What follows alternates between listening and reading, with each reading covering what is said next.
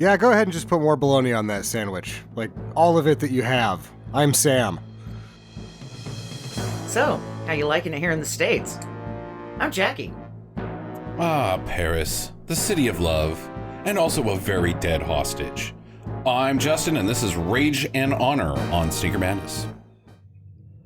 Hello and welcome to Stinker Madness. This week on the show, we've got Cynthia Rothrock, and I think Richard Norton's first appearance, which is kind of surprising. Also, Brian Thompson and Catherine Bach in 1992's Rage and Honor, currently streaming on Amazon Prime. We didn't do Eliminator 3000, the gun that had 8 barrels? No, I think we did a streaming do's and don't on that. Okay. Yeah. So, I do think this is his first, which is very strange. It might be Jackie's first movie she's ever seen with Richard Norton in it. It might not really be his first because he may have been doubling for Norris in one of the Norris episodes. That's true. Are we talking about Peyton Manning? You think he looks like Peyton Manning? Yeah. I do not. But yes, the main dude, Richard Norton. Yeah, he looks like Peyton Manning. Okay. All right. Interesting. That was my first thought, and I blurted it out. Peyton Manning's in this? No, Peyton Manning was in Captain America. Yeah, that guy looks like Peyton Manning. Okay. Sam, what do you know about Rage and Honor? Well, first off, the movie starts and you get this like weird IRS media thing, and you're like, what the fuck? I have never seen an IRS movie. And so that was where I was like, I gotta find out who the hell these people are. It's actually Miles Copeland III, yes. Stuart Copeland's brother. Okay. Who was the manager of the police. He started IRS Media as a record company. Interesting. Bangles, did a lot of Dead Kennedys, I think, did an out. He's I don't know which ones were specifically under the label. I also know that Shakes the Clown was produced by him. Okay. And possibly, but probably not Eraserhead. But yeah, that's who it is. And apparently I had to dig up in order to find it, I had to find an article from the New York Times in 1993, around the time that these movies were coming out. And they were talking about this new rogue studio that was really shaking things up independently. And I was like, were they watching the fucking movies? Right. Because, yeah, everything he says about it is true. It's like, oh, we only have to get an audience of about 200,000, maybe a little bit more.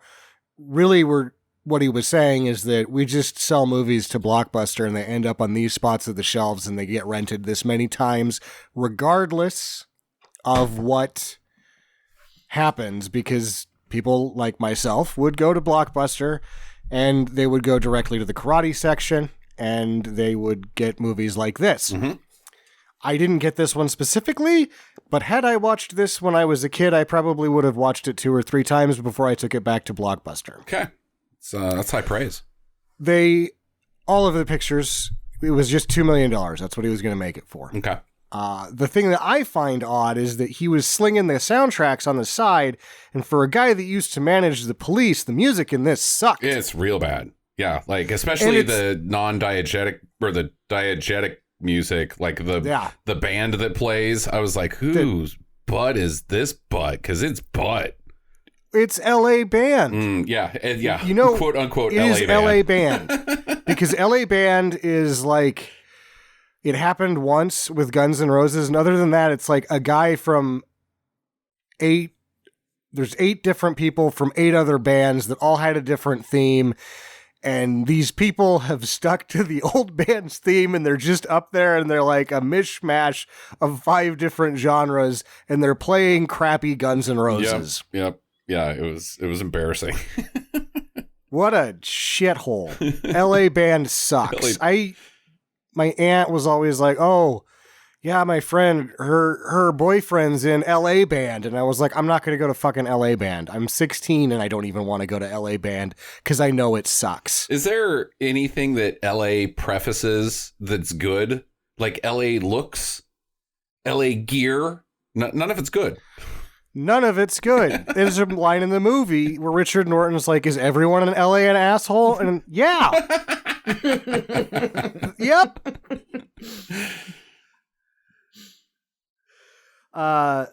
Oddly enough, little sort of off the periphery of the Copelands. Their father, Miles Copeland Jr., was the guy that masterminded the coups in Syria and Iran. Yeah. It's a weird family. Yeah, and his mom was an archaeologist that was actually a British secret agent. And I think that... What? Is this all true? Yeah. Yes! And I think that their daughter is now a major musical, like a Sondheim person on Broadway. I don't know. Yeah. I didn't go any farther than Miles Copeland Jr. because he was fascinating. The CIA was like, apparently the Brits are on to, they're gonna whack Nasser. Go find out if that's a good idea. And he's like, I'm already on this because, I'm married to British intelligence, apparently. Like, he was one of the first people in the building at CIA. Okay. Like, when the Central Intelligence Agency was founded, he was one of the first people in the building. And so he goes to Nasser and he's like, yeah, they're going to try to kill you. He's like, how are they going to do it? I don't know. Let's figure it out. And he was apparently buddies with him. And so Nasser never got whacked because he's like, yeah, they're going to kill you. You should, fly right. Step lightly. Also, don't stand so close to me. Boo. Oh, God.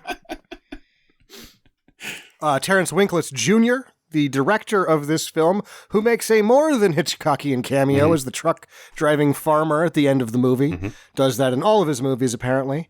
He also has a... He's always the truck driving. No, he just puts himself in the movie for a little Okay. bit more than Hitchcock would have put himself in the movie for. But he seems to also have a band of people he likes to work with, including Terry Trace and Alex Datcher and Stephen Davies, who were... Datcher wasn't in The Nest, but Davies was the exterminator in The Nest, the hero of the film of sorts. And then Terry Trace was obviously the mad scientist in that. So I guess he just likes these people and makes really crappy movies. He did Blood Fist as well. Yeah.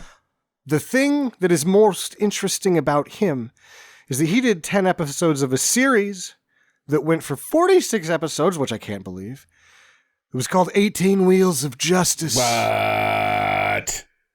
And the two big names in 18 Wheels of Justice are G. Gordon Liddy and Billy D. fucking Williams. Are you fucking kidding me? I'm not fucking kidding you. It's real. Oh my God, what a weird idea.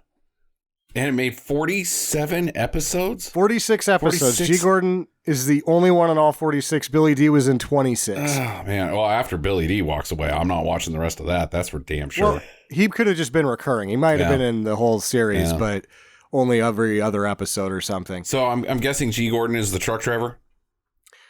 I couldn't really make Or heads or tails of the it. Like, I man. really just go, this exists. I must find it. Why G. Gordon So- Liddy? Look at G. Gordon Liddy's whole life and go, this guy? Why any of it? Yeah. Why any of it? Weird. I used to listen to that guy's show before he became really pandering to the gun owners. I thought he was kind of fun for a long time. Not that I hated when he started pandering to the gun owners, because then he had those calendars that came out with the super boobs and the machine guns. Do you remember those? Yes. Those were great. It was like Andy Sedaris, the calendar. Yeah, I don't know. Like every time, I'd like to criticize G. Gordon Liddy for a second. And I'm like, nah, I'm fine with it. Whatever. He's got boobs. Fucking high treason, the whole thing. Whatever.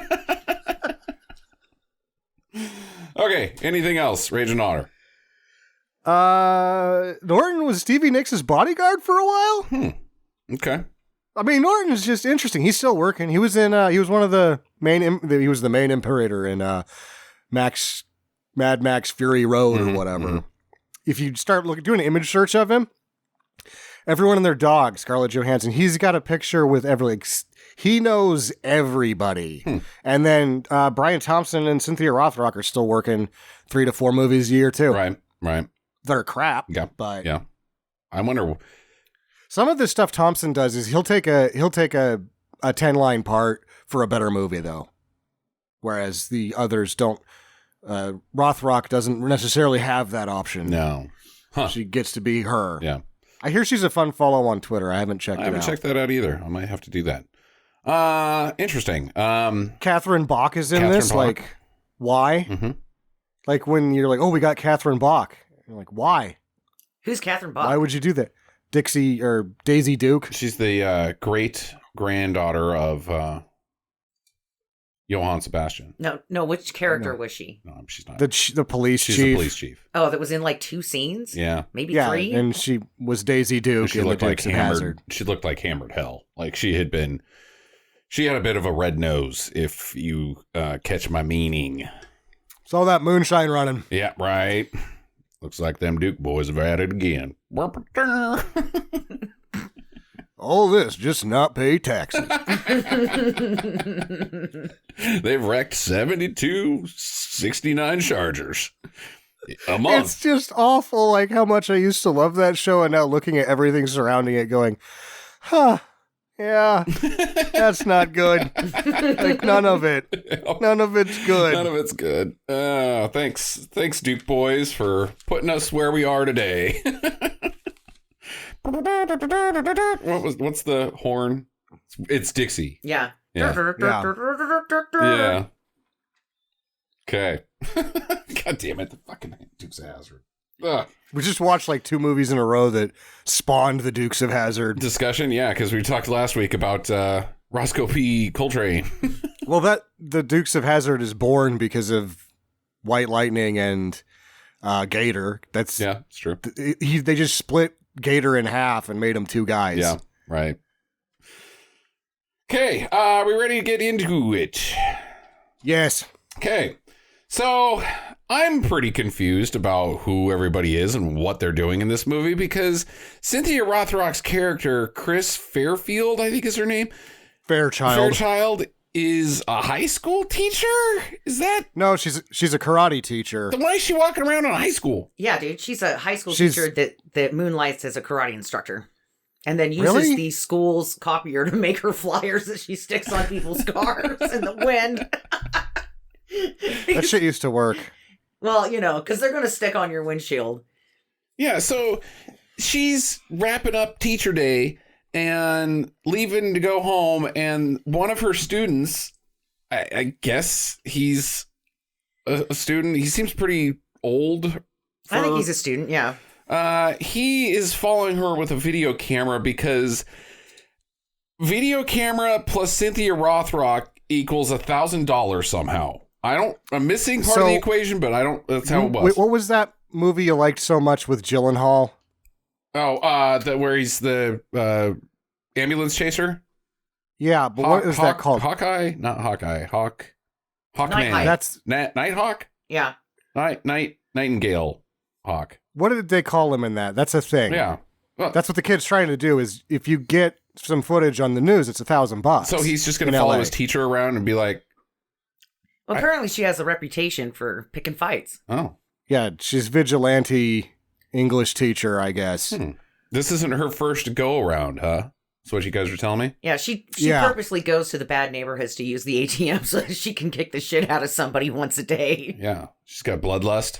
Yeah, and then she's just got a little notebook. She's like, 1, 2, 3, 4. Is she like Dexter, but doesn't maybe kill? Like, she puts herself in bad situations to get bad guys just because she's got this dark passenger that rides within her that says, you need to kick somebody in the face. The clock is ticking.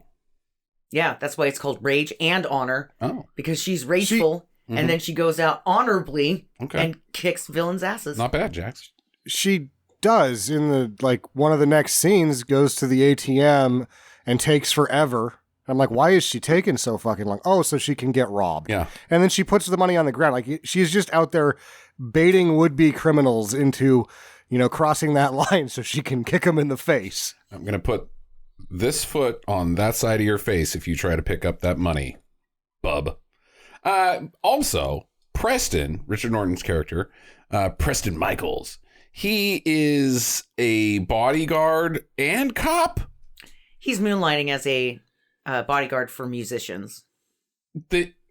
Who was transferred from Australia for breaking all the rules in Australia. And they're like, we're transferring you to LA because we can do that. I'm not sure how that all works. And he doesn't get a gun. He's like a special advisor to the police for wandering around or something. And then he moonlights as a bodyguard, I guess. For another LA band. I think that this is one of those programs where they're like, look, we've got a bad cop. You've got a bad cop. Mm-hmm. maybe bad cop exchange. Yeah, bad cop exchange. Yeah. Like the student exchange. Yeah, it's promoting cross-culturalism, but with cops who break all the rules. Right. They're like, okay, we got to get this shithead out of here. Let's dump him in L.A. Hey, this guy's dirty over here. Can we get rid of him? No, it's L.A. You got to keep the dirty cops. We only accept cops who break all the rules. All right, Johnson, you sharpened your pencil one too many times. You've broken all the rules. Get out of here, you fucking nerd. Not that kind of rules. I mean, like, I'm going to do my own brand of justice. I'm going to pee with the toilet seat down. No, that's not the rules. I'm talking about vengeful justice. Gall. I'm going to pee sitting down. I'm going to steal pens out of somebody's desk. No, like punch a guy too hard. That's what we're talking about. I'm going to use all of my teammates' Post-it notes. No, like going in without a warrant. Those rules. I'm going to empty Steve's stapler and then laugh when he tries to staple papers later. I'm going to write on this carbon copy pad without using the separator and ruin the whole thing. All right, so yeah, she's getting mugged while he's witnessing a mugging outside of a club, and which just leads to simultaneous carotting from across town. Yeah, we just need to know that both of these people are ass-kicking vigilantes that are not permitted to do this. Mm-hmm. Breaking all the rules. That's not honorable. It's. But they were trying to be honorable. Well, he's trying to be honorable by saving a lady. Yeah. She's just out there, I gotta kick somebody in the fucking face. Oh, so maybe she's rage and he's honor. Maybe. Okay. All right. Well, yeah, because he goes into the chief's office and she's like, you can't be going around stopping crimes. You stop any more crimes, you're going to go back to Melbourne because of the exchange program. You got to break all the rules. Stop breaking all the rules, goddammit. And he's like, okay, here's some origami. Right. Because he does that like 10 times in this movie. Mm-hmm. Yeah. More than Edward James almost in Blade Runner. He is the Batman of origami. Yeah, because you never see him do it. Right. But then he just leaves it there. Yeah. After he's gone, that's when you find the origami. And you're like, he Batmaned me in a dumb way. He's like zapping him, right? Because he's being reprimanded and he's like, I care so much about this. And they're like, oh, God damn it, it's a little tiger. That guy doesn't give a shit. So he bumps into Chris at the station. And he's like, hey, you're the lady that I like. And she's like, oh, well, what are you doing tonight or tomorrow night? And he's like, well, I'm hoping to take you out to Sizzler dinner. And she's like, well, come to my karate class instead, because I think I'm gonna punish your balls. And she gives him a flyer, and it's a seminar for the art of martial science. Meanwhile, across town, Brian Thompson's hair. Yeah, meanwhile, across town, Brian Thompson is being a cinematic unicorn. His hair, I mean, like, this is probably the most breakdown we're ever going to have in this movie of any particular substance. But his hair is insane. It's like the Ultimate Warrior's hair, but done by supercuts. Yeah. Where they just kind of cut the front of it off, but they left the back. And so he's like, but if I part it in the back and I push it forward, it looks pretty cool, right? Right, guys? And like, what's that technique where they run a comb through your hair and then chop it like in waves? Is that feathering? I think so. Yeah. But it's not business up front, party in the back. It's like, I want a big party in the back. And I want a poof party up top. Yeah, it's a poof party up top and a big party in the back. Like, it's a pompadour meets right. It meets a mullet.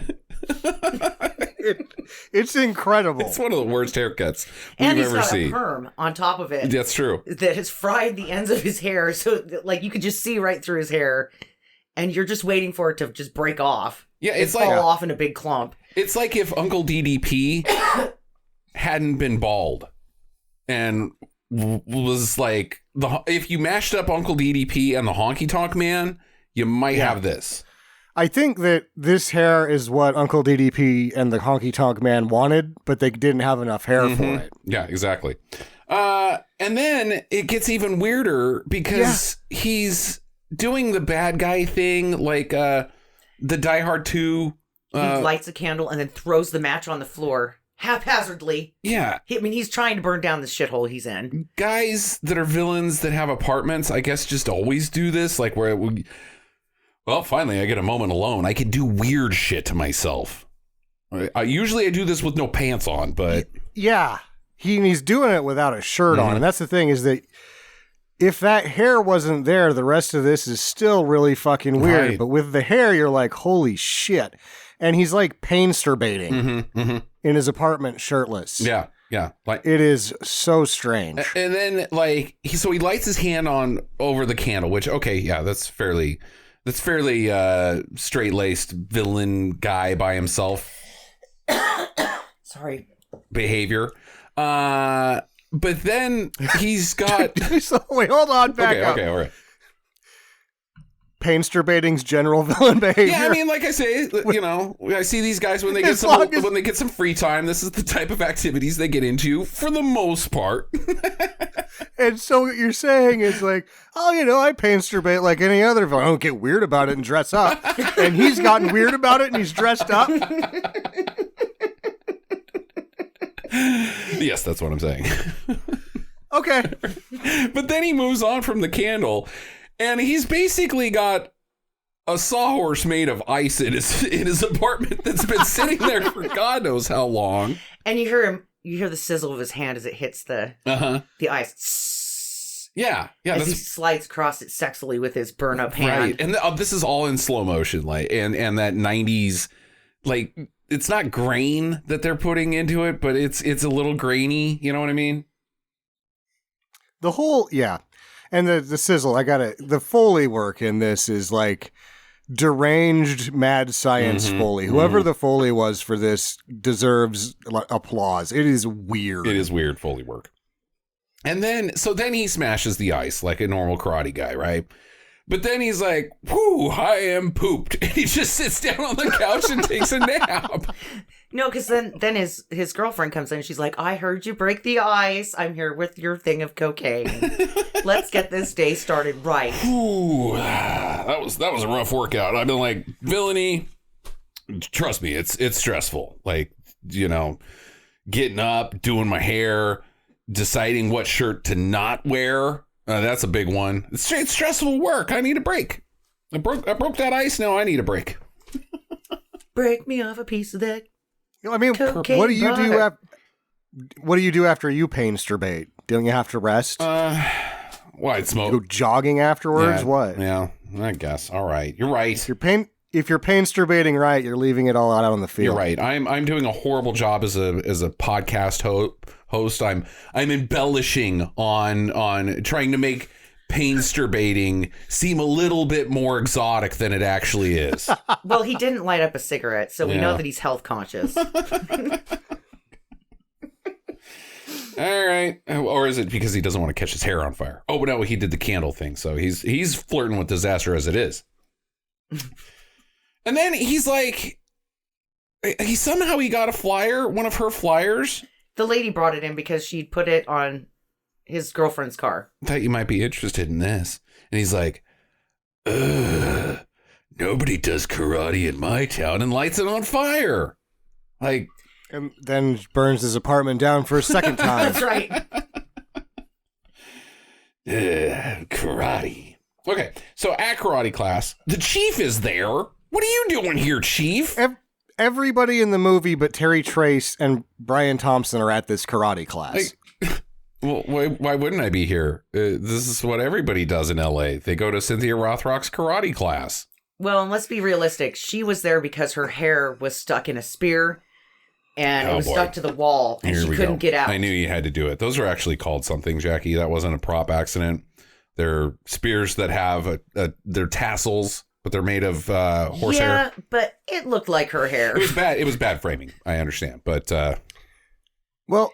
In LA in 1993, pretty much everybody did go to X amount of karate classes, followed by a trip to Benihana's, and then they thought that they were being cultured. That's true. Yeah. So he's like, what are you doing here? And she's like, well, I'm here to explain the past. See, that lady over there, Chris Fairfox, she had a brother and a family. Family died. Brother's missing. And now she's on a path of vengeance against this guy named Conrad Drago, who we're also trying to bust for drugs.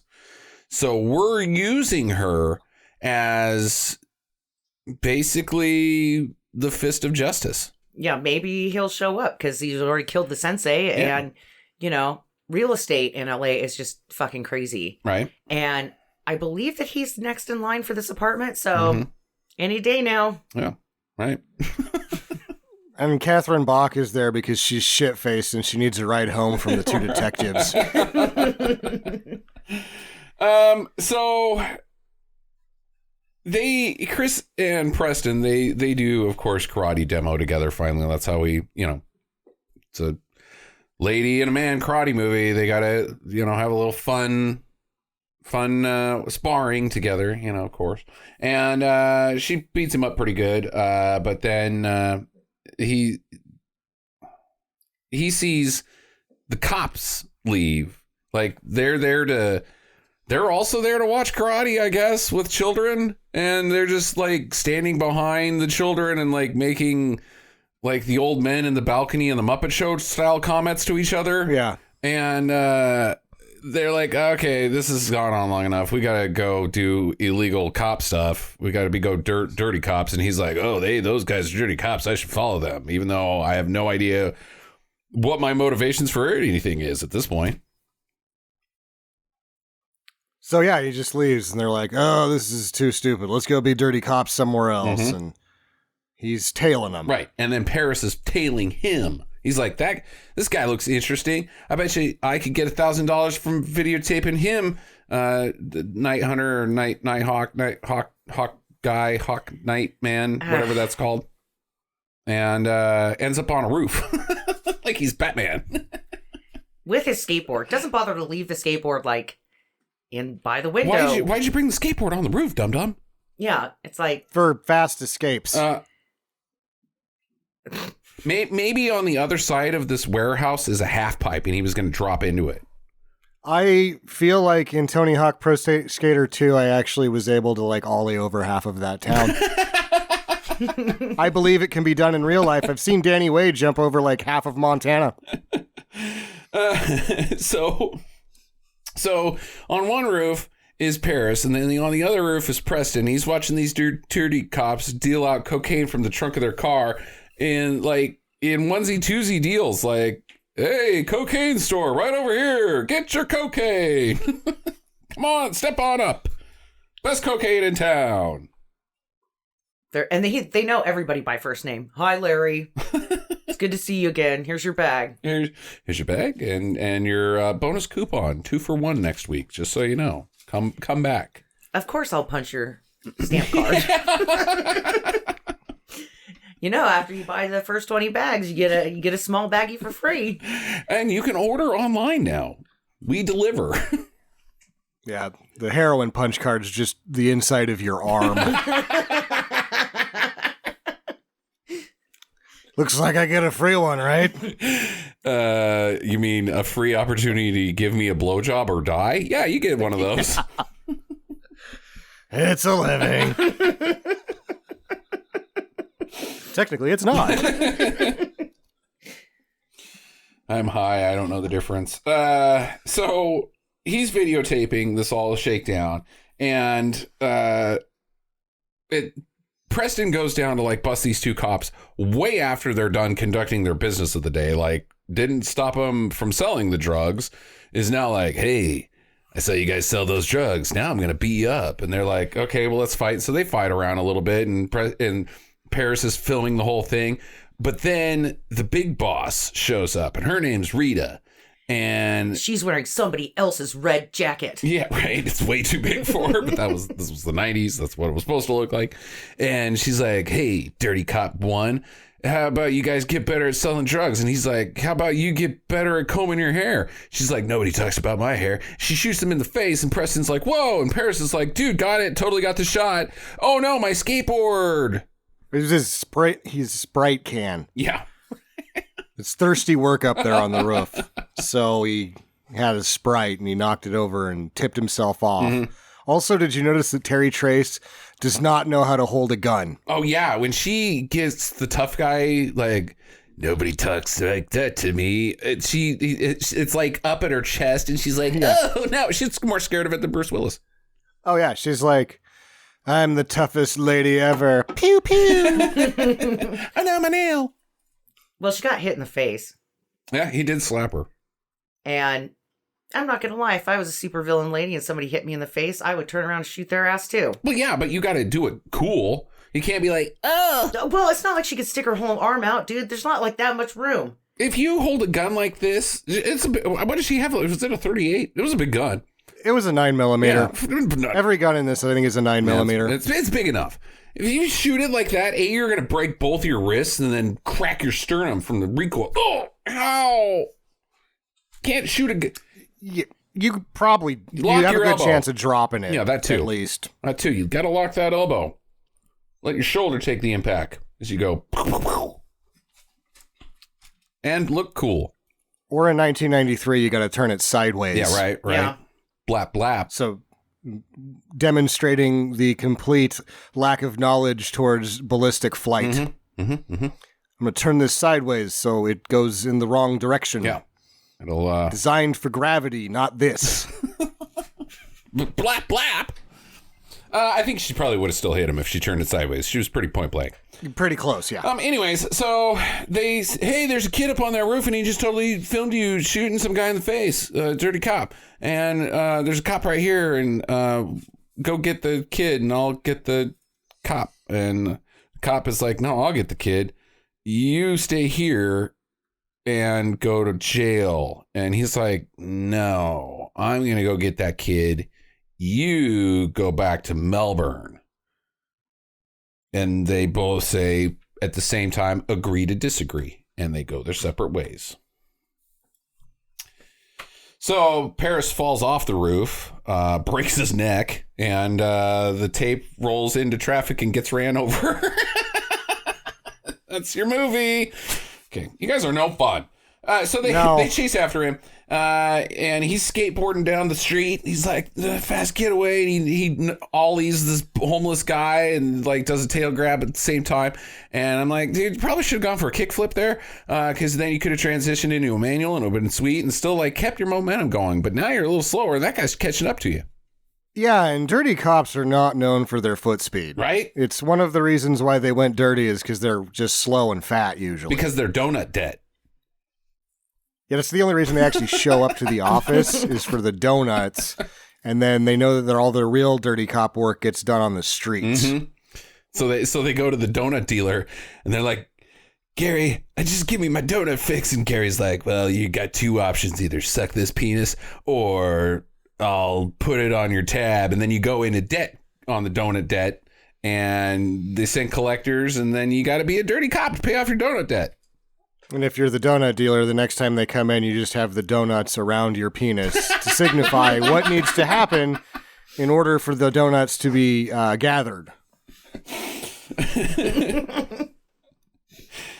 Okay, so the kid gets into some alley, and he's like looking for somebody named Baby, and he's babying, and he gets rid of the tape, and we don't get to see Baby, and I don't really understand why. But tape is gone. One of the goons grabs him, beats the crap out of him, and then he's about to kill him, but then Preston stops it, and he's like, no, don't kill that kid. You get to go to the hospital without any teeth today. And then he takes Preston to the hospital as well. Like, I'll carry both of you guys. I'm just a real nice guy. At the hospital, he calls the chief and he's like, hey, I found this kid. He had a tape, and I watched a murder, and it was this lady, and she shot a cop in the face, and helped me out. And this is where I'm also confused because the chief's like, yeah, why don't you come in and we'll talk about it? And then an APB gets put out on him. Yeah. So is the chief dirty? No. So what happens is Terry Trace shoots the guy, and then she turns and she goes, "You shot him." So the other dirty cop has already filed the report that Preston Michaels has gone rogue and killed another officer. Okay, so because he was being the tough cop and he didn't file his fucking paperwork. Right. So he's under the gun now. Yeah. Okay, so all these other cops that are trying to kill him aren't dirty cops. They're just cops. Well, we're talking about the LAPD in 1993. Okay, all right.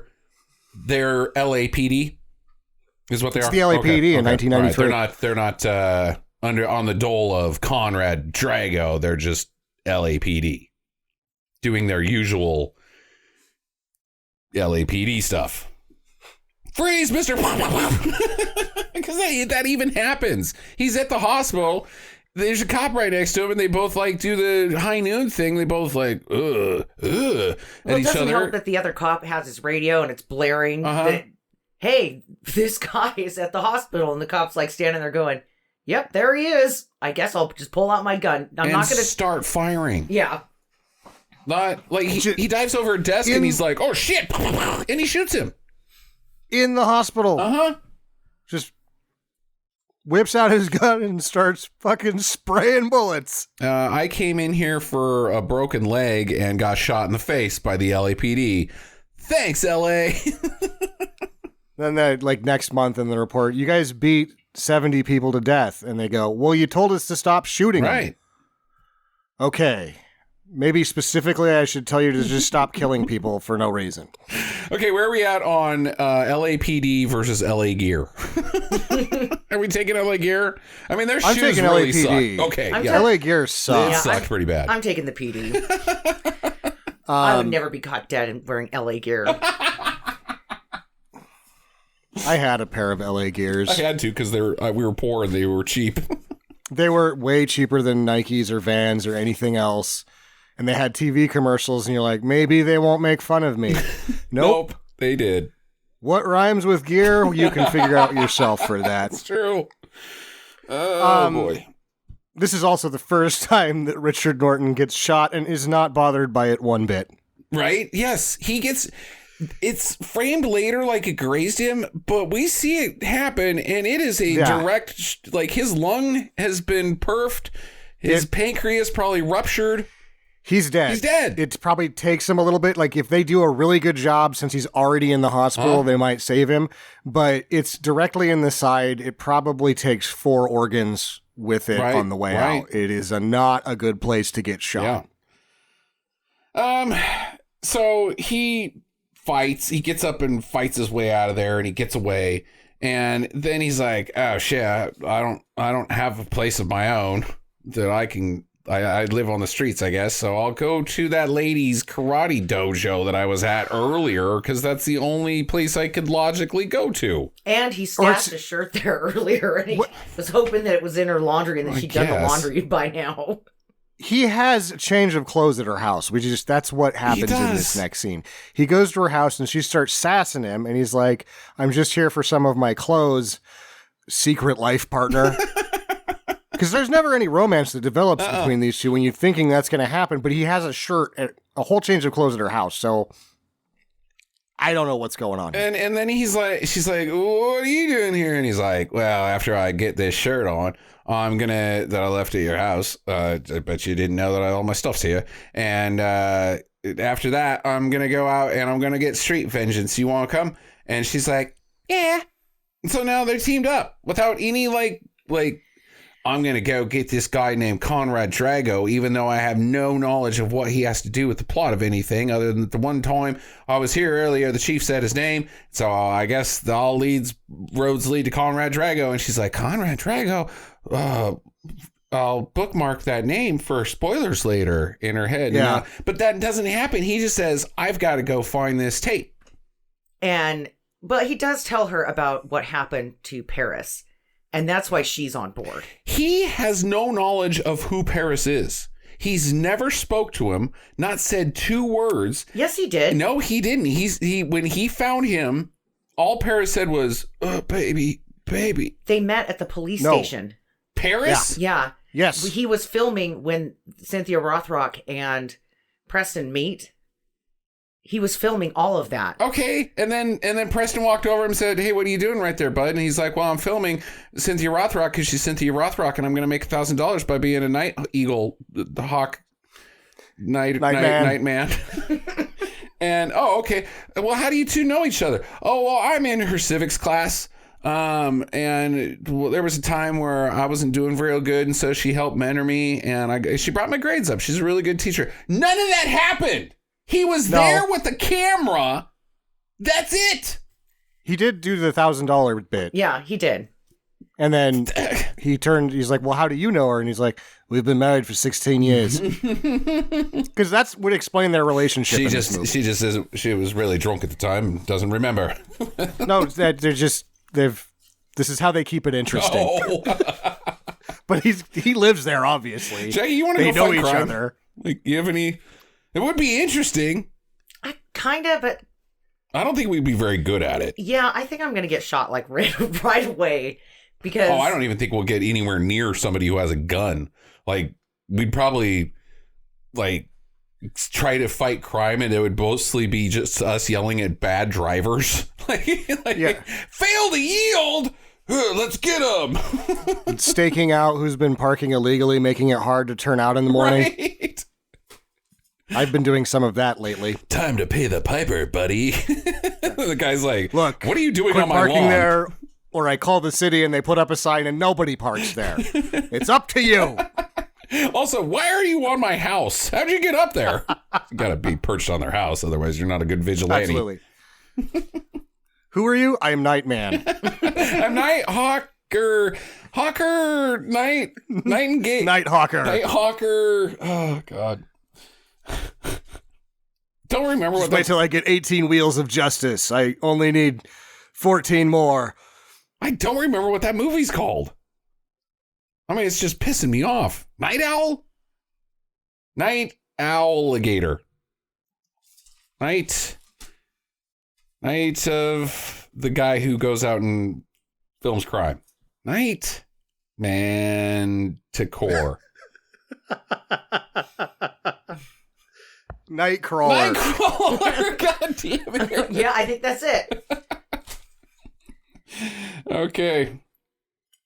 So Rita, she stops by Drago's place and she's like, so funny thing today. I was going to the store and saw somebody moving drugs, and I said, "Hey, you should move some of those drugs away from our territory." And he was like, he backhanded me, so I shot him in the face. And it's on videotape, and he's like, I have to protect you. Like, he's very protective. Not like, "You're my minion and you failed me. Never fail me again, or you get the machine." He's obviously the stay-at-home dad, and his role is to, help her with her career and to really lift her up.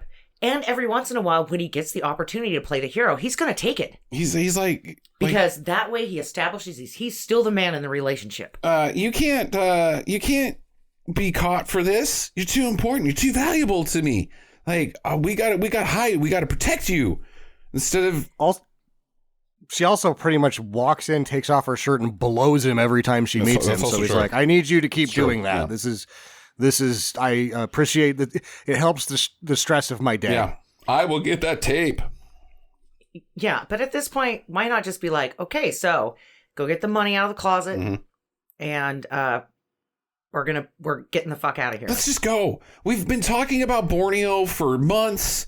It's time. Let's just leave. Let's just leave together." He pleads with her, and she's like, "Live and die in LA, asshole." Yeah, she's like, "What are you talking about? I drive a Camaro." He's like, "I know. It's not even a good one. It's an IROC." What about the yacht we talked about? The sailboat. We were going to sail. God, you're kind of a pussy, aren't you? Christopher Cross, you and I. We were going to adopt a dog together. Right? A boat dog.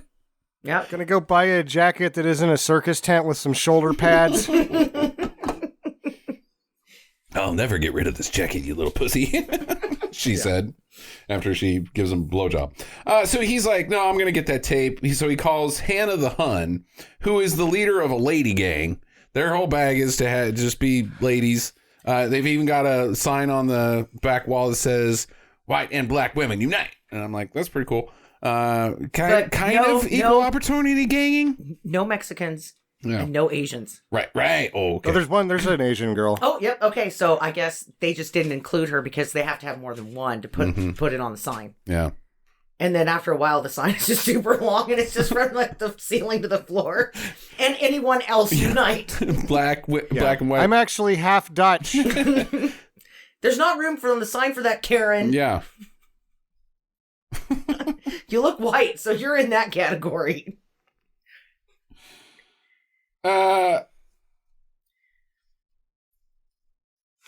Isn't there a really dumb song, like a dumb rap song? I know that there's I Like 'Em Brown, Yellow, Puerto Rican, or Haitian by Tribe, but I think that there's a Will Smith song that's also like, I like all the women of the world, but he says like, I think he says black twice. Sure. It's somewhere in between the Tribe song and Krispy Kreme's I Made Out With Every Girl in the World. And that's pretty much Will Smith's entire rap career. Right down the middle. Right in between that. Maybe leaning towards the Krispy Kreme side a little bit. A little bit. I saw your blinker, bitch, is pretty Krispy Kreme. Or you saw my whatever I did. Yeah. I saw your blinker, bitch, and I crashed I saw into your you. blinker. I fucking hit you anyway. I'm a bad driver. Rap. Homie.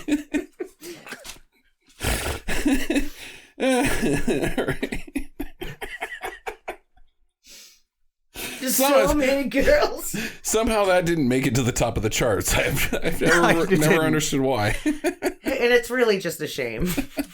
When we listened to that album in CD Roulette Night, it was like DJ Jazzy Jeff left after the first three songs. You know what? I got a thing. I got this is shit. You wrote those lyrics? I am leaving. This is also when they're like, where's Paris? It's like the first of 15 opportunities that his snarky ass doesn't just go France. Right. Because every time they said it, I said it until Sandra was tired of it by the 5th time, but then by the 10th time it was funny again. So, okay, so here's where we're at. Hannah, she's like, hey, can you get this Australian dude off of this? And oh, by the way, 3rd week in a row, pinball machine in a movie. Oh, brother. Okay. That's true. And she's like, well, aren't you more interested in a tape or something that has evidence of your girlfriend committing a crime? And he's like, no, I want this Australian guy who's already got the entire LAPD chasing after him. I want you to get involved in that part of it. Because he's obviously going to come to the ghetto where your guys are hanging out. Right. Obviously. Of course. And then I'll owe you more money just to take out this guy who's probably going to get shot by the cops. But now you've got a bigger take in my business. So, and also that tape is still floating around out someplace, and I'm not asking about it because I'm a dumb. There's also a line that I wrote down here that happens right in this discussion where he's like, what happened? And he's like, I don't know, an uptown lady and a Japanese fighter. I just thought that's fun. I missed that one. Yeah. Okay. Because she has a Japanese fighter. Her henchman. She only has one henchman. Oh, yeah. She has a Ronin samurai. Yeah. It is crazy. Yeah, and that happens. They get in a fight here, those two, Preston. Yes. Because they're out looking for the tape, and I guess Rita's like, well, I'll freelance looking for the tape with my man. And they get in a fight on top of a roof, and Preston gets chucked over the side, but then the karate guy is like, he sees a cop car coming, so he's like, here, give me your hand.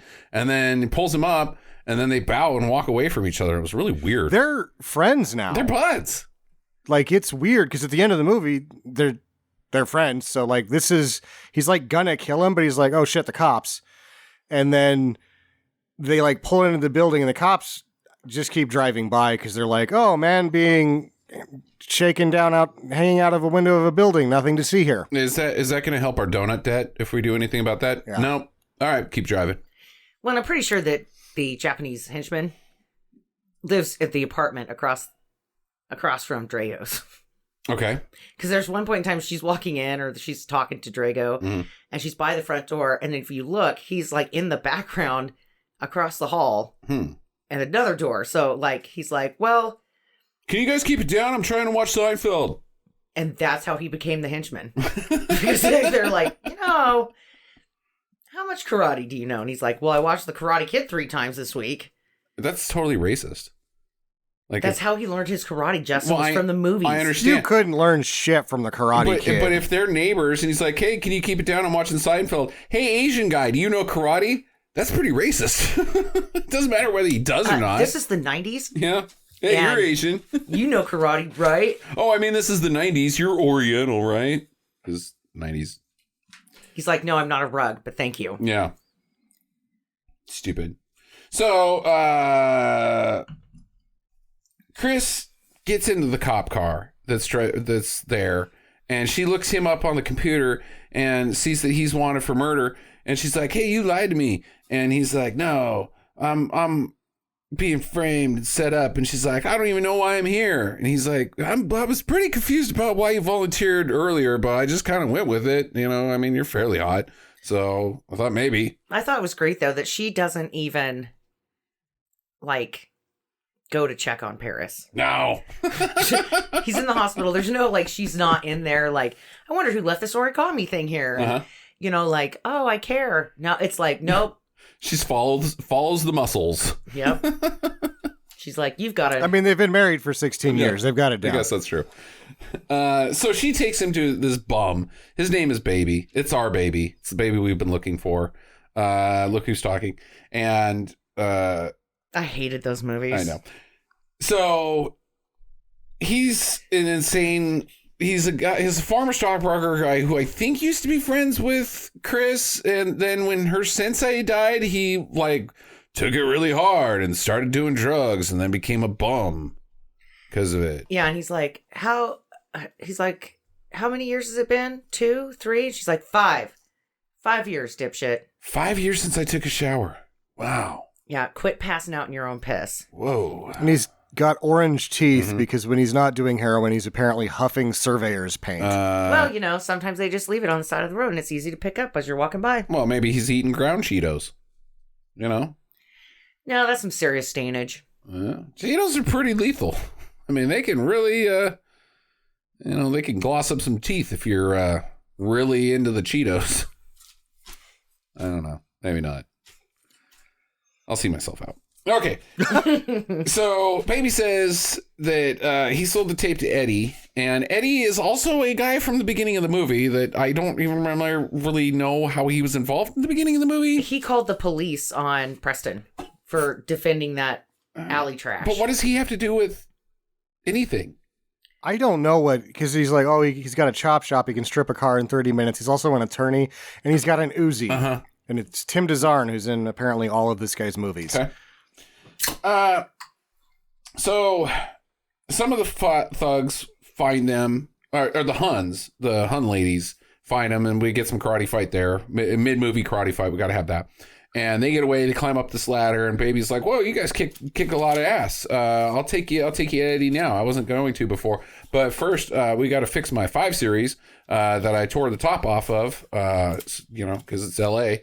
And I'll drive you there in my unregistered, no seatbelts, apocalypse car. It's got a crock pot in the back where the back window should have been. There's a crock pot." I looked at this when they were on one of these scenes. There's a crock pot back there, a teapot. It looked like some like TV rabbit ear antennas. So this is his house. Yeah. This is Baby's place. It's probably his leftover car from when he was a stockbroker. And just like he never went home. Like the day it happened, the incident, he never went home. His house is still there. His maid's like, "Where is my paycheck, senor?" And Wow. Racist, but 1993. Come on. And he's a stockbroker and probably a big dick. You know, he was shooting nose candy the whole time. I mean, he just came out of the 80s. Well, like you saw Wolf of Wall Street, right? Doesn't make sense. He's like, oh, I got into drugs. And I was like, well, apparently you didn't need to leave Wall Street. You were about to hit it big. Yeah, right. Yeah, they called you baby because you were one of the youngest stockbrokers to hit Wall Street, and you were good at it. You're amazing at stocks. Here's your pile of cocaine. Why would you leave? Here's your complimentary cocaine. Yeah, it's kind of like when you get hired with Merrill Lynch. They're like, welcome to the team. Cocaine can be found in the break room. Mm-hmm. We recommend that you limit yourself to 10 ounces a day. Right. But we understand if you're going to go over, if it looks like the supply's getting low, let Betsy at the front desk know so she can go out and get more.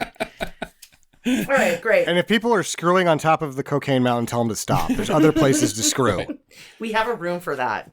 Chris reveals that Drago is her brother. Dun, dun, dun. And he's like, but your hair looks fine. I don't get it. Because her hair is actually nice looking in this movie compared to Draco's. Well, yeah. She's not wearing a dumb wig. And she's like, well, you know, he's going through some stuff. He got kicked out of the family for being a piece of shit. And, you know, after he got kicked out of the family for vigilante justice, so she's vigilante justicing about it. It doesn't make a lick of sense. It doesn't make any sense. So Hannah calls Eddie and she's like, hey, they're on their way over there because I know things. Set a trap for them and it'll all work out. And Eddie's like, well, how about I just give you the tape?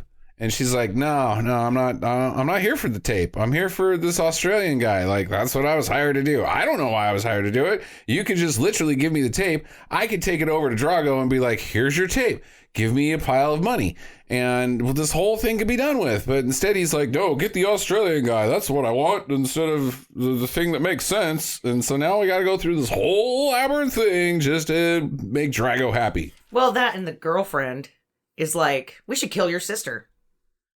Because you think about her more than you think about me.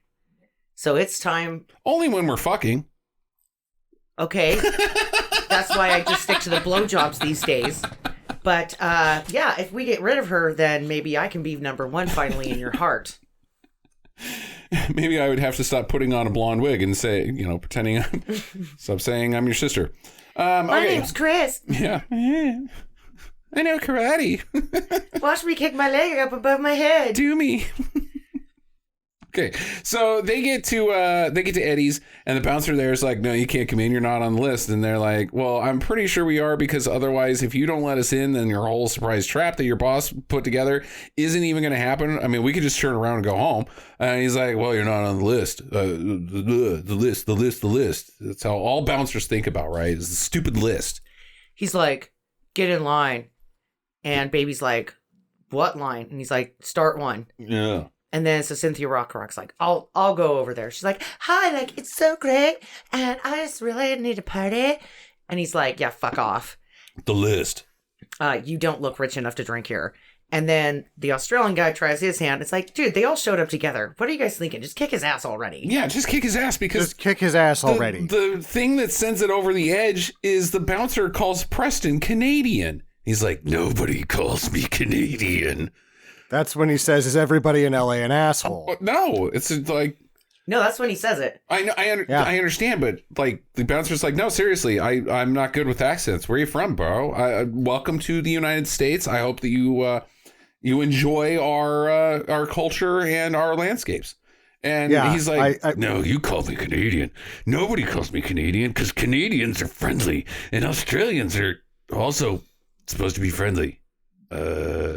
Yeah, at this point, he's like, look, there's no animals trying to kill me when I go to the beach. No, there's lots of animals in Canada that try to kill you. I mean, people's neighbors are literally grizzly bears.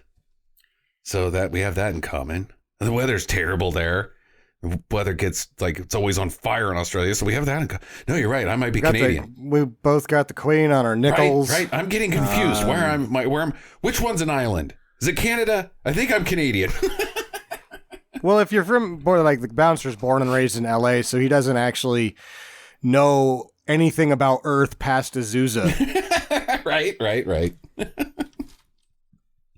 So he's like, he punches him out for calling him a Canuck. And Eddie then, he's like, come on in.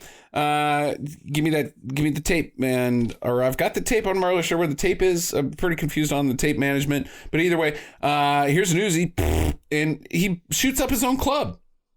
Just the basement, which was already a piece of shit anyway. Oh, no, he shot up all of the fancy liquor at his bar. Well, first off, Baby saves the day by getting the tape. No, he doesn't. As the guy is going up the stairs, he grabs the tape, pushes the guy down, but the guy gets back up, kicks Baby's ass, and takes the tape back and continues to run. Right. That's not saving the day at all, Jackie. That's actually fumbling on the 1 yard line. But then they shoot up the bar because everybody starts running. Mm-hmm. Yeah, so that's part of their trap. And during the chase scene, I didn't see, because I was writing something down and I looked up, and Richard Norton was flying. Like, did he need to jump over something, or did he just start flying for a little bit? So the guy pushed a dumpster out in front of him, and he was like, ha ha, whoa. And he flew over the top of it. Yep. Swan dived. Barrel roll, yep. Back up and running. Yep. It's pretty funny. And so he chases him straight to Hannah's, and that's their trap. And so they're like, haha, got you. You came in here to our lady cave, and now you're in a lady cage. Yeah, but Dirty Cop is also chasing them on foot. Right. When is this guy going to learn that he's like one chase away from a heart attack? Mm-hmm. He should really just stop. Donut dead. So they're like, welcome to our lady cage. You seen Cage to Eat? You guys are, interested in any of that? Because we could put a couple ladies in there. That's kind of our thing. I mean, lady gang. Except for the one that I'm pretty sure was a man. She might be a man. We're not going to ask. Okay. We're just you're good. You don't have to prove anything to us. If you want to. Why does she always shower alone? Yeah, I mean, she talks like, "Hey guys," but we're. Why is she always shaving her face? We're very accepting in the Huns. If you got to shave your face on daily occasion, and you got a big Adam's apple, we're not here to judge. We're here to do crime, but not to judge. Okay. That seems like a pretty progressive policy. I think I can get on board with this. Now go kill those fools. I feel like you're talking about Faith Minton, who is actually a woman and a former pro wrestler. Okay. Oh, well, now I feel like a complete fucking a-hole. Yeah, she could probably... she could kill me. And she could throw you out of the ring. Yeah, sorry. So the cops, they tell Drago that they're at the Huns, and or that Dirty Cop, and Drago's like, okay... Cool. Thanks. That was my idea. And the cop's like, I'm out. The Huns are involved. This is getting too much because I don't fuck with no lady gangs. And he's like, you're not going to shoot me. Yeah. So she fires like right in between his legs. Yeah. Well, no, you're way past. Pay attention. So, he's like, I'm getting out of here, Drago. And Drago's like, you're not going anywhere, Buster. He's like, yeah, I got a gun. And it's pointing at your face. He's like, you think you should shoot me? I don't think you could shoot me. I'm fast.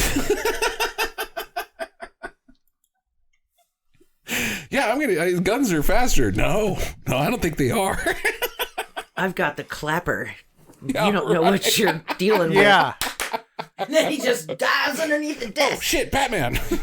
Ah, crap, the clapper again. He is fast. And they switch, like, they do the dark switcheroo where she sits in his chair and he stands behind her. Uh-huh. So I guess she got shot in the face during all of that. Right. Either that or a lamp is now collateral in the side of her face. Right, yeah, the shrapnel. And it's like really silly because he's like, before that, he's like, no, you're going to shoot yourself. And he's like, what? No, I'm not. No, I'm going to shoot you. This is a really nice rug. Why would I shoot myself? Because it'll hurt less. Nice. And then he like pins him down on the ground.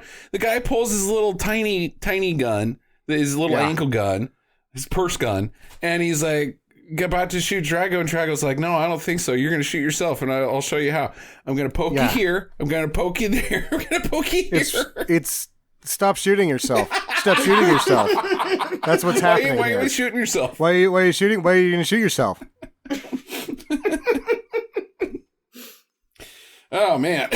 So that guy's dead. And Rita stops by Hannah's, and the tape is being played, and she's like, "Why don't you just mail it to the news?" And she's like, "Well, I thought about it, but here it is. Why do you care if I watch it? Me and my ladies." And so they bring Preston and Chris out, and Hannah's like, "You know what? I want to see you guys go at it." No.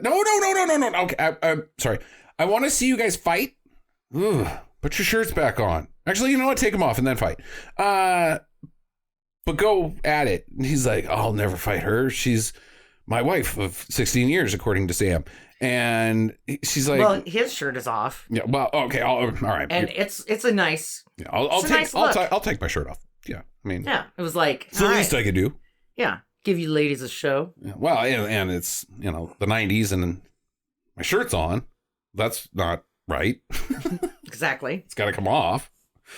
So he's like, "No, I'm not going to fight her." And she's like, "Okay." Bam! Shoots him in the damn leg. And he's moderately bothered by it this time. He can still kick way above his head and shit. And he's like, it doesn't hurt. No problems walking, moving of any kind. He kind of tries to lamp. He doesn't bleed blood when he gets shot. No, he has a little bit, but it's more like I fell down and got a boo-boo blood. Not like... It didn't hurt. Go ahead, shoot me again. Yeah. See if I care. Shoot me right in the dick. Pain don't hurt. Because I'm high on cocaine. Yeah, probably. So they kind of fake fight around a little bit.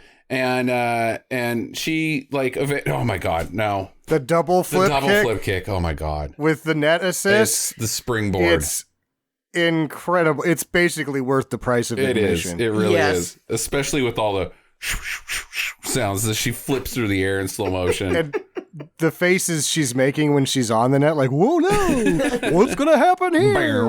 It's awesome. Wee. Wee. And she double leg kicks him in the chest, which causes him to fly forward right next to the tape and the gun. And he grabs them both and he's like, "Hannah, you're coming with us. And I got this cool tape and we're taking it." And Hannah doesn't like this. I don't know if it bothered you guys, but it totally bothered me that she just kept referring to herself in the third person. Yeah. And I was like, bitch, you don't need to lead a gang. Yeah, she was tough to take. I was like, And I think she was there for two reasons. Yep, I'll agree with that. Two pretty good reasons. Well, she was the delivery person for craft services the first day, and the original actress dropped out. Those are the two reasons, Jackie. Jackie. Those are, Sam. Completely the two reasons. Let's move on. I know what you guys are talking about, you little bastards. Don't think I'm stupid. I know you guys were thinking craft services, too. Yeah. Yep, sure were. Okay, so Baby pulls up, and he's like, "Hey, guys, where you been?" And she's like, Hannah's like, "Okay, I guess I'm your hostage. Where do you guys want to go?" And they're like, "We'll take you to the payphone, and you can call the news station because you're tied in with them, and tell them that you got a tape that incriminates Rita, and the news guy's gonna spike the football and be like, 'I'm going to get a Pulitzer today.'" But we should say that Baby finally finds them. I already said that. You did? Yep, sure did.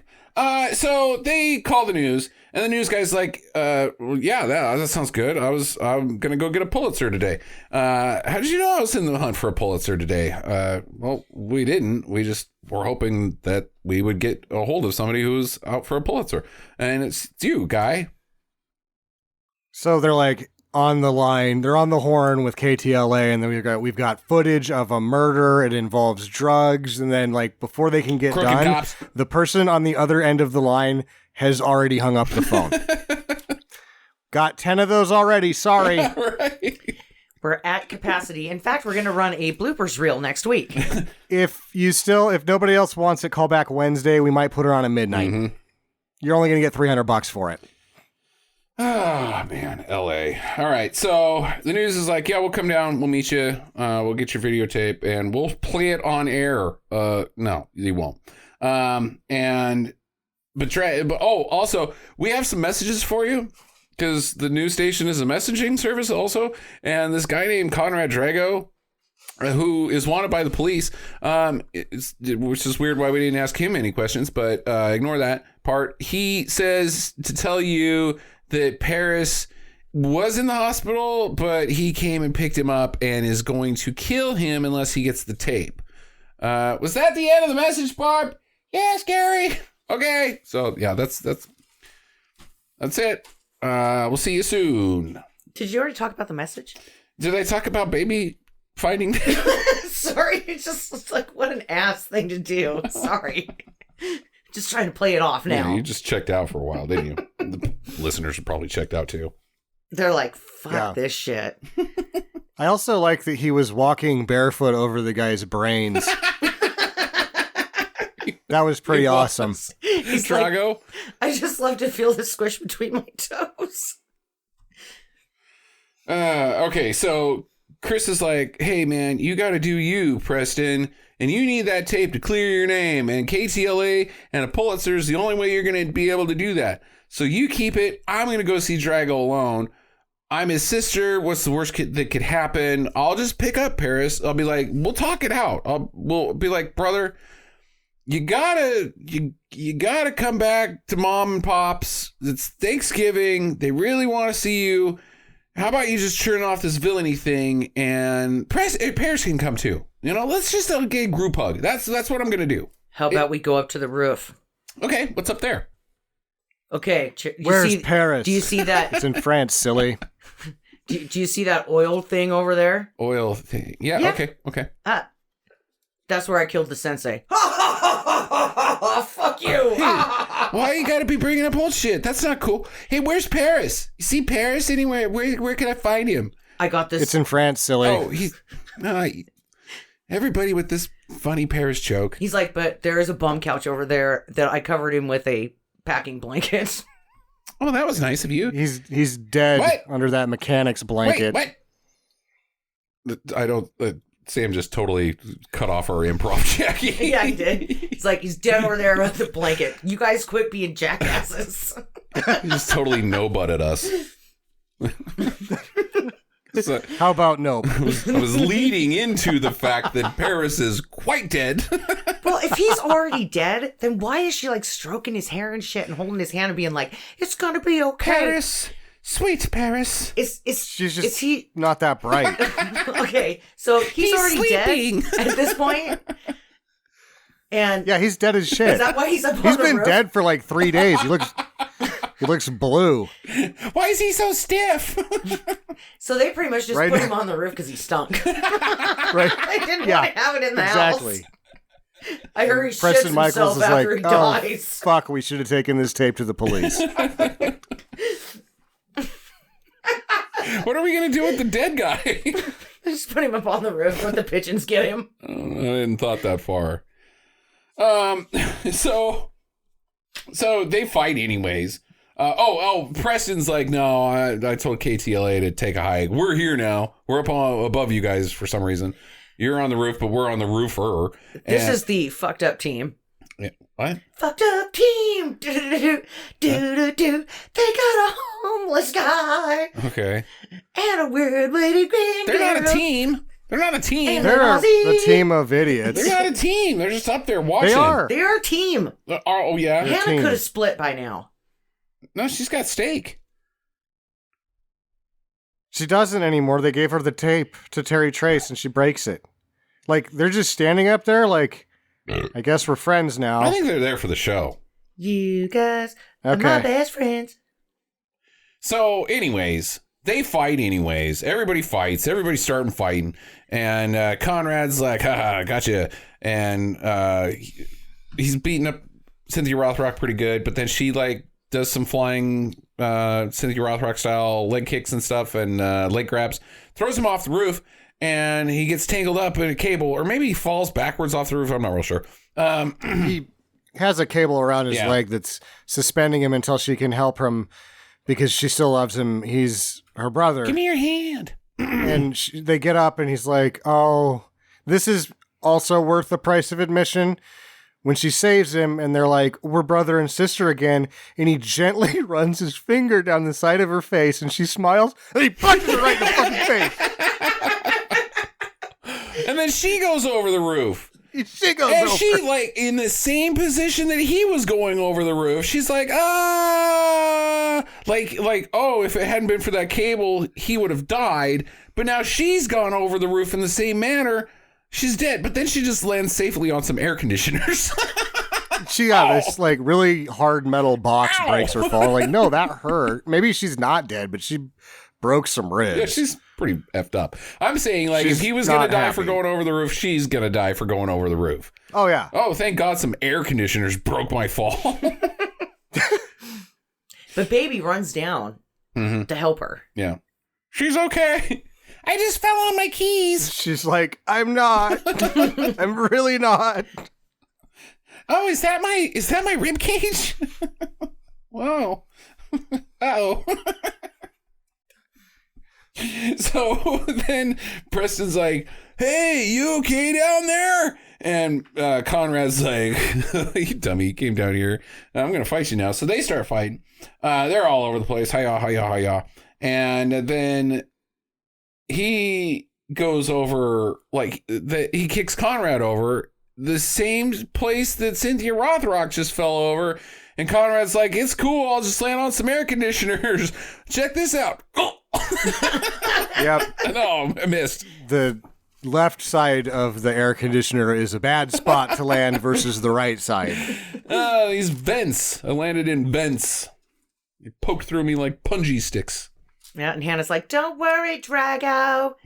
Hannah's called the ambulance. This is great, too, because after he's obviously dead, it just cuts to Rita, Terry Trace, and she just turns to Norton and she's like, team up? And he's like, no. And then him and the Japanese guy are like, farewell, old friend. Farewell, old friend. And then baby, he walks over to Conrad and looks at his body. He's like, let off some steam, Bennett. And then walks away. Because that's what I would do. Because I would check his pockets for cash. Yeah. okay. He's probably got a big ass wad of cash in his pockets. He's a goddamn drug dealer. You gotta like unzip his pants and put like a hot dog sticking out of there. That would be so Add funny. insult to injury or death in this case. Okay, what's our one-liner that we're going to give Conrad? If it's not, let off some steam, Bennett. Looks like that was the wrong side of the air conditioner to fall on. God damn it, no.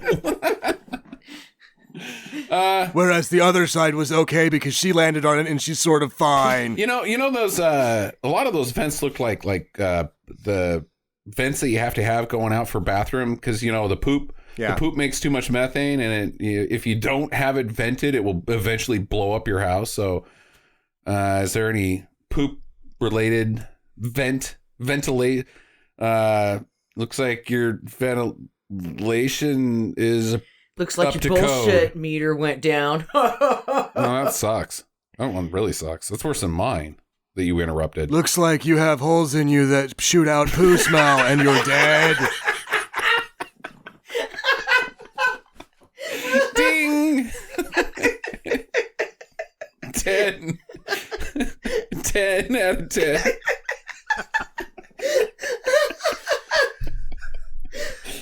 Okay. All right, so then she's like, get out of here, husband, maybe for 16 years, question mark, according to Sam.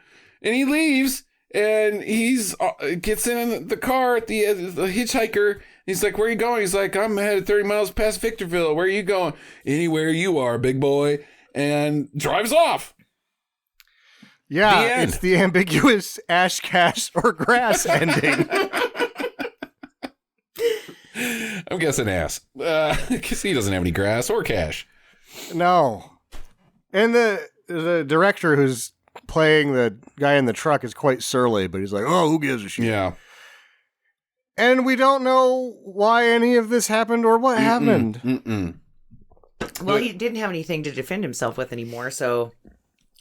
Fist 1 and fist 2. No, like to legally defend himself. So now he's got to go in hiding. Yeah, no, he's on the lam. Which is my first being question. on the lam was being on welfare. No, that's no, the being dole. on the lam is on the run. the being on the welfare is the dole, you ding dong. Oh. All right. So, question 1: does anybody go to jail? Well, everybody could go to jail. Baby is a heroin addict. Cynthia Rothrock, at best, is a vigilante. Terry Trace should be going to jail, but she's not. She's gotten in her Camaro with her man, and they've made off to find another. I don't know if she needs like a guy to blow for her business model at this point. She can just sort of go on being her without him at this point. Catherine Bach, Captain Murdoch, should be in jail for being drunk at work all the time. Right. Hannah the Hun, all of it's illegal. Yeah, but she just just because you're doing illegals doesn't mean you go to jail. Case in point, president. Does anyone go to jail? No. Yeah, nobody goes to jail? I don't think anybody goes to jail. I have a question. Okay. Allegedly, according to the internet, Patrick Muldoon was in this movie. Did you spot him? I did not. I saw Dermot Mulroney, though. Really? No, I didn't. No, you didn't. But Muldoon is in this, apparently. Okay. I did not see him. I wasn't observing that deeply, though. So, questions, Jax? What do you think happens next? Yes, I mean, might as well do it. Sequel predictions. We're gonna get there. So let's just say where everybody's at. He's on the road headed towards Victorville. It's the last time we see him. She's laying on top of a pile of air conditioners with a dead brother and possibly broken back. Baby probably just says, well, the cops are on their way. Hope you the best, but I got to get out of here because I'm a bum. Yeah. And Hannah's gone. Hannah's just like, she Batmaned her way out of there as well. I think that Baby is probably going to end up with an overdose because he went through Drago's pockets. What happened to Rita? Rita took off. She just drove off, went back to the office. She drove off. Yeah. There's really no reason for him. Tape is destroyed. He's dead. She's just going to run it without giving blowjobs, I guess. So maybe she likes it so much, she's like, hello, Japanese henchman, would you like blowjobs? And he's like, who can say no? I kind of think because this was very common at this point in time, especially with these DTV movies, that the first one has nothing, or the sequel has nothing to do with the... But well, that'll be tragic, won't it? Yeah, but they're going to get together. They have to get together in the second one, right? Well, I think that he gets in a drunk bar fight in the second one, kills a man, and then he shows back up at her dojo and was like, I need a place to hide. I need a new shirt. I need a new shirt. My clothes are still here. She's like, usually your long weekends aren't this bad, honey. I washed the green one again. I know you like that one. Yeah, or maybe, I think it'll be unrelated to this caper.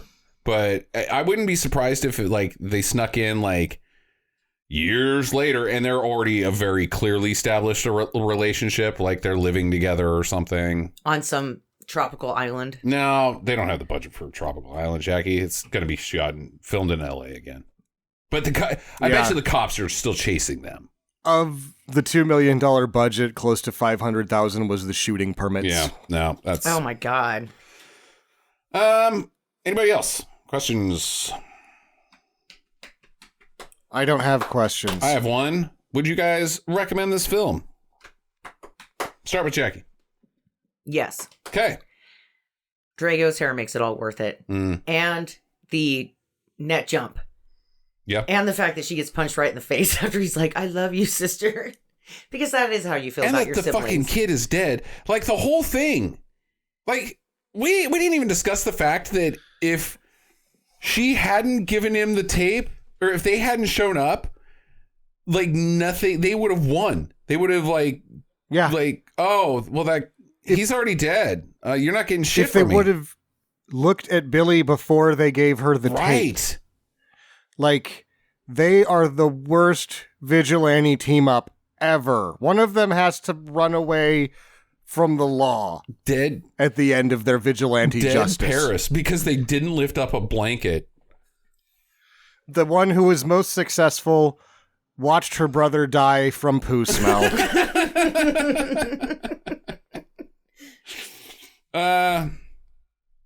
Sam? It's an absolute do, and Cynthia Rothrock's movies are just like this. They don't really make a lot of sense. It's mostly just for kicking and doing Cynthia Rothrock business, but this Norton team up is really elevated things to a level that is above a lot of the movies that I've seen. I had a really good time with it, and there's about 5 things in the movie that happen that if it was just the only thing, it would be worth watching just for the one thing, and there's like 5 of those things. Yeah.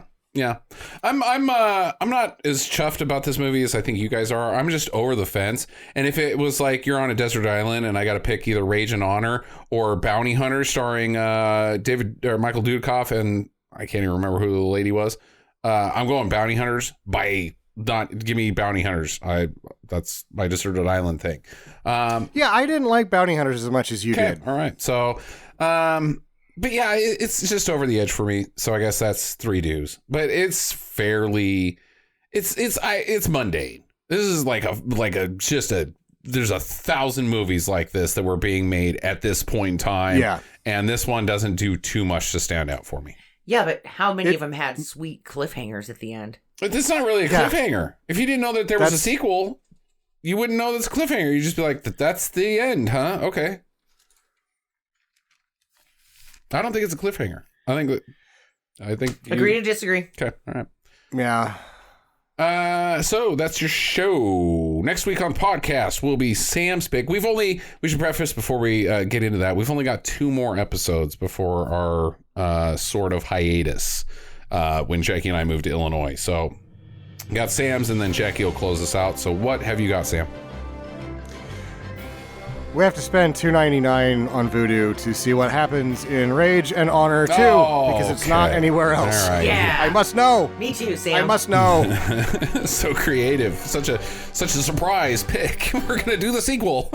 Hey, man, we just did that. Me and Sam back to back last time. Yep. You guys are sequel bros, I guess.